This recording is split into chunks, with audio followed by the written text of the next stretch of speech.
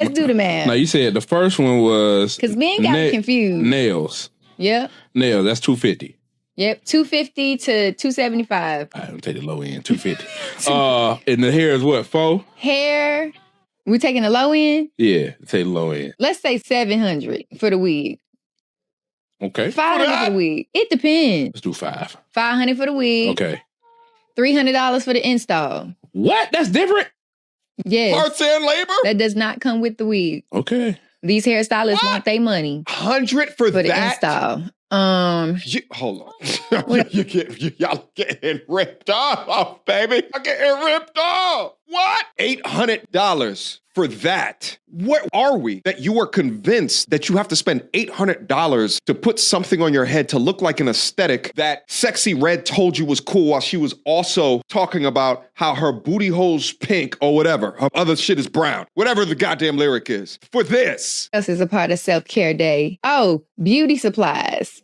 That's a store run by itself that costs about at least $300 for beauty supplies. When you go to the beauty supply store, every woman spends in between $100 to $300 at the beauty store. Everything's high. That's at least $1,000 a month that you could utilize to invest in yourself for the attainment of a new skill. It's at least $1,000 a month that you can take to invest in the mortgage on your house to pay down a 30-year mortgage in 20 years. Maybe even 15 years. That's an extra $1,000 a month that you can put in and ensure that you have insurance. How many people are foregoing health insurance for a wig install, for something that looks like crap? Why are you paying for something that is putting waves of hair on your forehead that can't be good for your forehead with glue and shit stuck down underneath? I've seen videos where they take these things off and underneath their head is scorched earth. Skin doctors all across the country are rubbing their hands together like Birdman off of the increase of income that they're gonna receive from this epidemic. Shit, that's an extra $1,000 a month to even invest in your children. Get them in an extracurricular activity. Invest into their skills, a college fund, something. But this is what you choose to waste it on? Off of an aesthetic that has nothing to do with what your actual hair looks like. No wonder there's black men that choose white women. These types of women, there's some type of identity crisis. So not only do you want me to select an identity crisis, but you also want me to select someone that has at least $1,000 maintenance bill for frivolous shit each and every month. But wait a minute, the video's not done yet. Let's keep going. Things high. Taking the low end, going to 200. Okay. Whew, it's getting up there. What else? Restock. Restock what? Restock. Women go and do restocks on their self-care days. Restock whatever you need. Deodorant, perfumes. So that's what, like $50? No. Deodorants, perfumes, feminine care, all that stuff. That's gonna run you about $200. Mind you, this lovely young lady is breaking down the cost that she believes that a man should pay for when entering her life, when getting in a relationship. Gentlemen, you must understand me. Hey, women like this only but so much of a mind. Her mind is deep within the matrix. She doesn't know who she is. She's flooded with the insecurity of the misunderstanding of who she is. She's simply a lemming. She files in line. She files in an echo chamber. She's not a free thinker. But instead of taking that money and legitimately investing into the accumulation of that knowledge, she will waste it on frivolous material things or vanity. Yo, maybe I'm in the damn wrong business. I need to perhaps start a hair hat emporium because apparently it's trendy to dress up in costuming. It's like damn near Halloween every damn day. And for all of my ladies that watch content like this, if you glorify this type of behavior versus real self-investment into oneself, then you are part of the problem.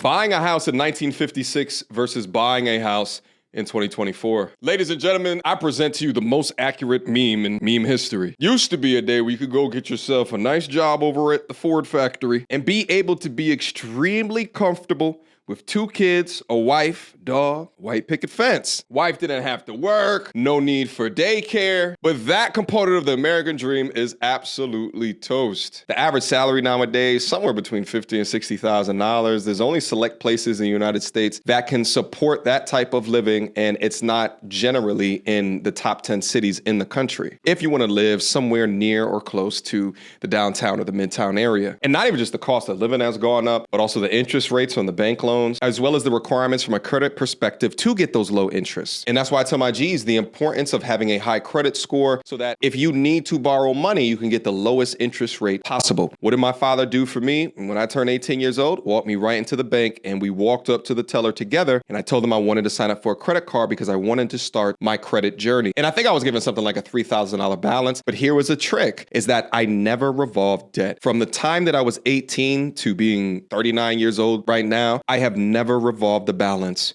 to another month. Credit card companies have never made any money off me when it comes to the interest on my credit card, ever. These companies do make money in other ways, such as like an interchange fee where you walk up to the teller, swipe that card. There's what's called an interchange fee, so the banks are making money there, but that's no cost to me. But what I'm not saying is that home buying is for everybody. It's a case-by-case situation. But do everything in your power to get good credit early, because why? It could do nothing more than help you in the long run, if used responsibly. For more information regarding this, guys, make sure that you guys are signing up to my school. Link down in the description box down below where we have these conversations.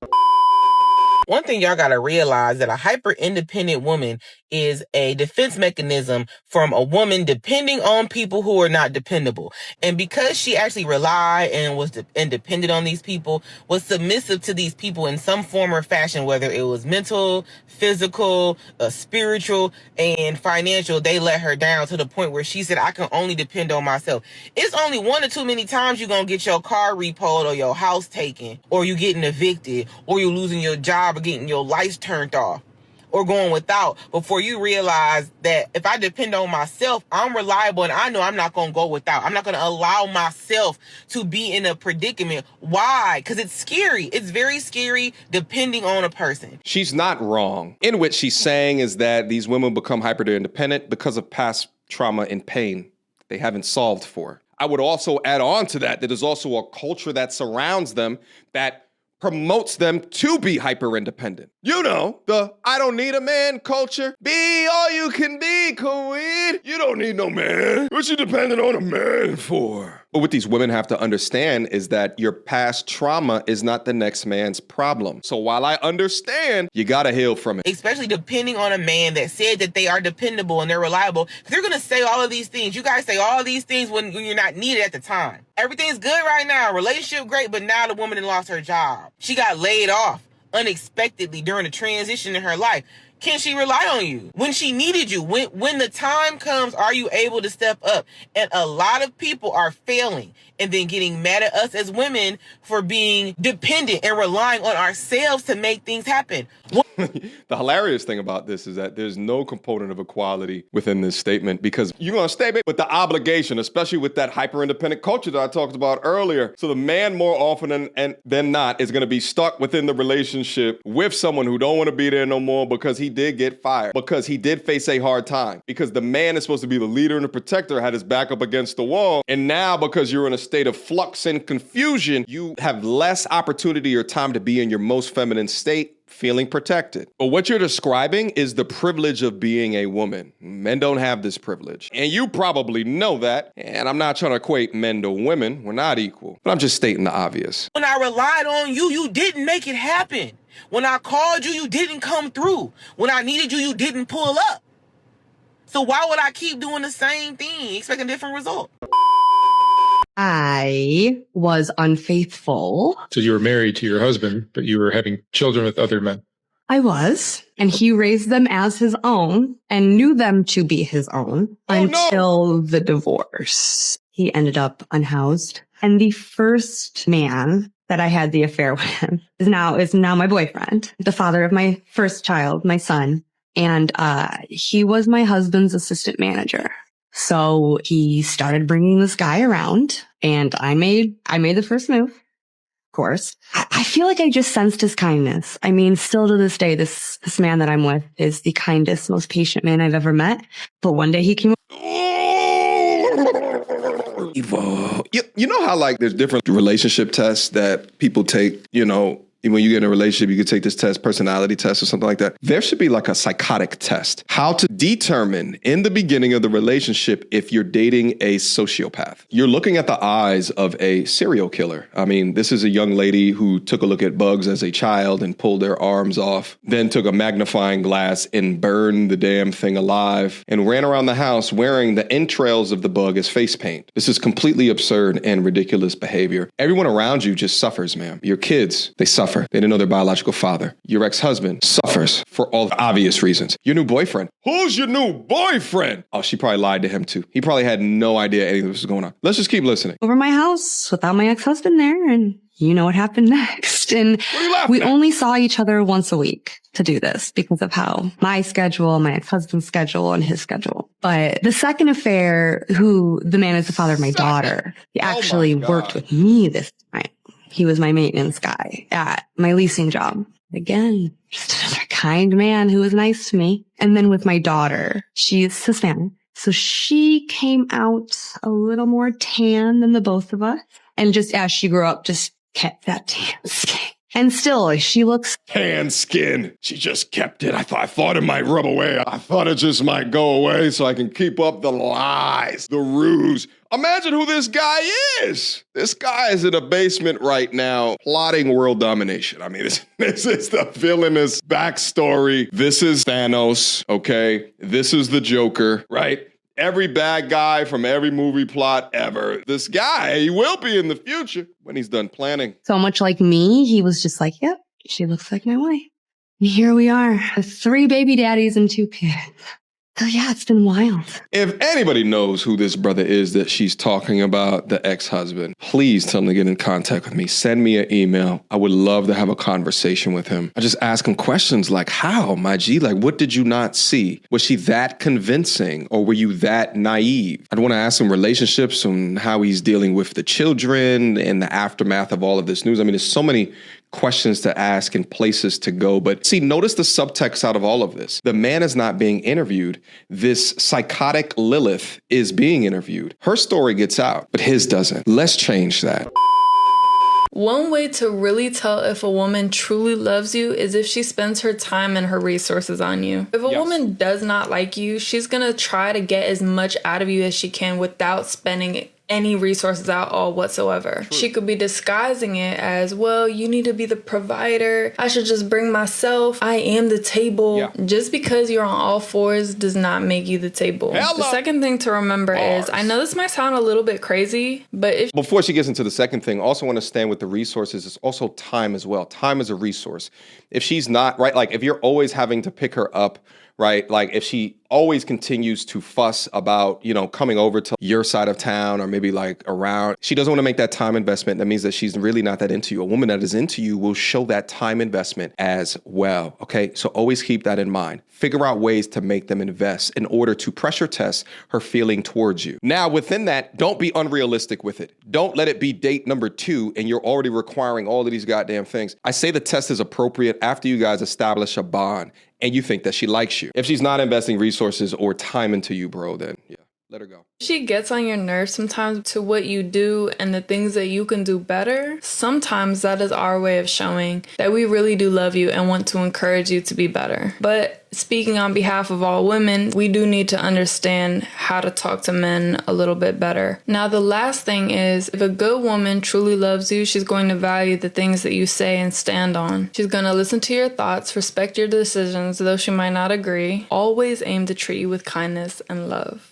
A good woman knows what a good man feeds off of, and balance is key. If you want a masculine man, you gotta be a feminine woman, and not just when you feel like it. The bar in all of this, just because you're on all 4 doesn't mean that you are the table. And I think that's an extremely important bar for young women to listen to really understand, because when they start to say you are the table, these are the same women that say shit like pussy runs the world. Really? Pussy? So you're degrading yourself to just a sexual object or purview of a man to show your power over men? Really? Objectifying yourself, I see.